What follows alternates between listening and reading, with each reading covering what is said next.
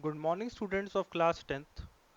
We were studying about the rise of nationalism in the Europe or in the European countries, and we have discussed about France and Germany.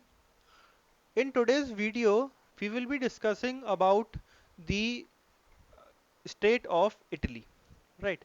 That how the ideas of nationalism took place in Italy and how Italy also became a nation state, that how Italy was able to fulfill its dream of becoming a nation state.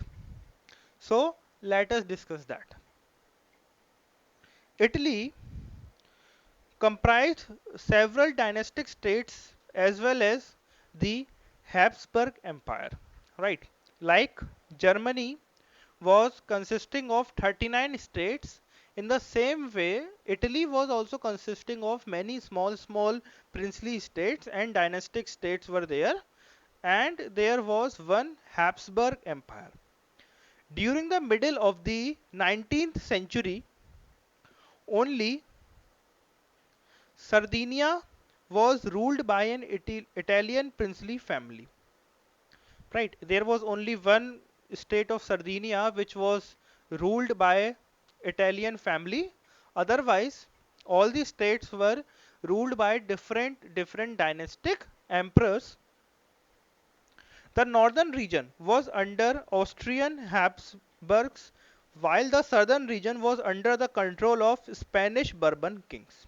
Right, means if Italy's southern region was under the Spanish Bourbon king, the northern region was in the hands of Austrian Habsburgs. In the central region, the Pope was in control. Means there were basically northern region, right, to the north, and the southern region, and there was one central region. Okay. In the central region, who was ruling? In the central region, the ruler was the Pope, right? In the northern region, the ruler was called as Austrian Habsburgs. The name of the ruler in the northern region was Austrian Habsburg. Basically, he was from Austria, so he was Austrian Habsburg. And in the southern region was Spanish Bourbon king, right? There was not a single king, there were Spanish Bourbon kings. They were of Spain, so they were called as Spanish Bourbon kings, right? And in the center, Pope was in control. There was no common spoken language such as common Italian, but many dialects and regional variations during the 1830s, right? As we are talking about the 18th, means the 19th century, right? We are talking about the 19th century. So in the 80s, in the 1830s, we are talking about, in the 1830s there was no common language through all over Italy. There were different dialects. Okay, dialects का मतलब होता है बच्चों बोलियां, या छोटी छोटी बोलियां होती हैं.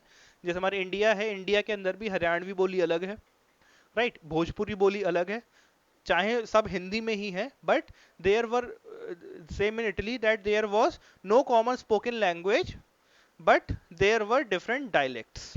Okay. And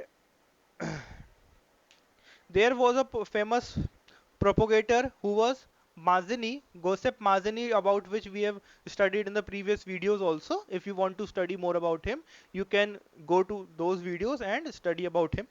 Okay. Two upsprings of 1831 and 1848 failed to achieve his dream of unified Italy. Right. There were two movements. One was in 1831 and the other was in 1848. These two movements aimed at unification of Italy, that they want that a unified Italy state should come into existence, but they failed. right? King Victor of the Sardinia undertook to unify Italian states by waging a war as he realized that such a move would enhance their economic development and also give him control over a large area.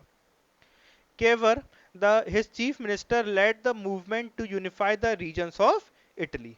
Here there was a king of Sardinia who was known as King Victor, and he undertook the responsibility to unify Italy by waging a war throughout the Italy. He decided that he should unify Italy, and what he did, he tried to wage a war throughout the Italy and tried to unify it, and he thought that he will get economic benefits also out of war, that when he will attack on any other kingdom or any other dynasty's place, then after taking on the dynasty, he will be able to he will be able to take the money or the wealth from these states, so he will get economic benefits out of the war. But he Cavour, his chief minister, led the movement to unify the regions of Italy. A diplomatic alliance was arranged with France. The army of Sardinia, with the support of Giuseppe Garibaldi and his volunteers, succeeded in defeating the Austrian forces in 1859. By waging successive battles, they captured southern Italy from Spanish kings. Thus, Italy came into being a nation state since 1861. And then in 1861, Italy was able to become a state after getting support from France. Okay, and students, I hope from the above discussion you would have understood that how Italy was able to become a state. So we are going to discuss one more example so that you would be able to understand that what were the efforts made to make Italy a unified state. Here is a contribution of Count Camillo. He was a chief minister of Sardinia state. He was neither a revolutionary nor a democrat. Yet he is considered as the foremost leader who led the movement to unify various regions of Italy. He was a well-educated and wealthy statesman who could speak French fluently. He arranged a diplomatic alliance with France, which helped Sardinia defeat the Austrian forces in 1859 and thereby free the northern parts of Italy from Austria. Right, and these were also the small contribution done by the people, right? So I hope students you would have understood that how Italy was able to be formed, right? And you might have been having a doubt in your mind that how is that possible that the people had to wage a war within the nation, right? If there is a nation and there are small dynasties, right? And there is the idea of unification of a state, means they want that this whole state should become as one state. Okay, means they want that the whole state should become one. So how is it possible that there is a wage of war, that war is occurring in a state, right? So let us discuss that. Suppose we have studied here that King Victor, right? There was King Victor of the there was King Victor of the Sardinia state, right? He wanted that he should wage a war and he should unify Italy. Now, the we have studied that the northern parts were controlled by the Austrian Habsburg, and the southern part were controlled by the Spanish Bourbon kings, right? And the center was controlled by Pope, right? Means here there are Austrian Habsburg and there are Spanish kings. So if we want to wage the war, if we want to win the war, then he will have to defeat all of them. Either he will have to make a treaty from them, he have to make a deal from them, that okay they are coming to form a unified Italy, okay, and they are agreeing with the king. But most of the time this may not be the case, right? So what the kings do, they used to wage the wars, and King Victor himself was not able to defeat the Austrian Habsburg and the Spanish Bourbon kings. Himself, he was not able to do so. So what he did, he took the help of France. Right. A diplomatic alliance was arranged with France and the army of Sardinia. They were now able to defeat, after getting support from France, they were able to defeat Austrian Habsburgs, the Austrian Habsburgs in the north, and thereafter, with successive battles, they were able to capture southern Italy from Spanish kings, right?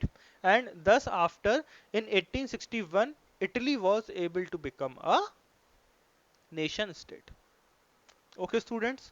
So I hope you would have understood that how Italy was able to become a nation state, and what were the revolts, right? There were petty interest of small kings, dynasty kings, that stopped the formation of Italy.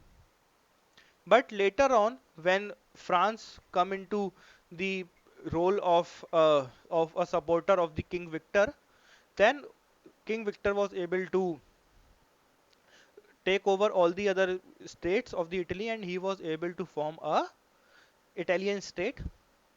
So I hope students you would have understood that. Now we will be studying about the unification of Britain, that how Britain was formed as a nation state, and after that we will be completing the topic of your history book. It is a lengthy topic, I know, but it is taking many days.